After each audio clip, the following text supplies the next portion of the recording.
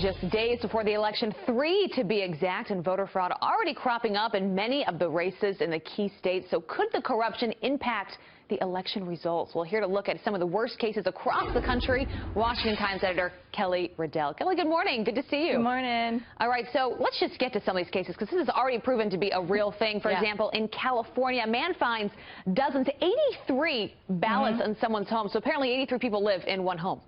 Yeah, well, Jerry Mosner, he was out gardening his house.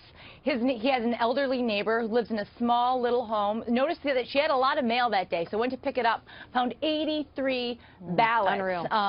And she's just an old woman living in this house. So they went to actually the LAPD to report this, and the LAPD kind of shrugged their shoulders. They said, "I'll go to the post office."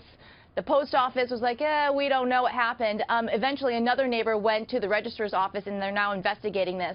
But they didn't seem too concerned there in California that 83 people were living in this small house, all registered to vote. Well, and that's California. Here's where it could get serious in a state like Florida, where the polls are neck and neck for Donald Trump and Hillary Clinton. In Florida, they busted two women on, third-degree felonies for voter fraud because the first woman was out canvassing, or she was supposed to be out canvassing for United People for like medical marijuana, out getting voter registrations. Well, apparently knocking on door to door was too difficult for her, so she just made up names.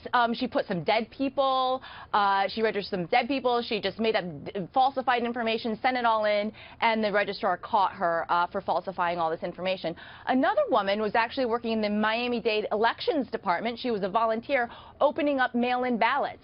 When she noticed that some people didn't vote all the way down the ballot for the mayor, she started checking boxes for them, for her favorite candidate. Unreal. And was caught doing that. Yeah. And these are just the ones that have been caught. It makes you wonder how many others are out there. Yeah. So also in California, more switches of voter registration there. Yeah, and this is an online hacking attack in Riverside County where registered Republicans were turning to Democrats and Democrats Republicans. People were messing with the voter files and voter data. And we know that that is a very serious thing that's happening this election that people are scared about and counties are scared about. We already know that Arizona and Illinois' voter databases were hacked into and the FBI is looking into them. And that DHS in general is is on high alert this election season looking into voter machines and voter fraud. Yeah, and here's another one in Virginia. You have 19 re-registered to vote, including 5 people who are dead. Yeah, and the reason why they found this one is because one of the relatives of the deceased re-registered person got a ballot, and they're like, wait a minute, my father passed away. This happened in Harrisburg County.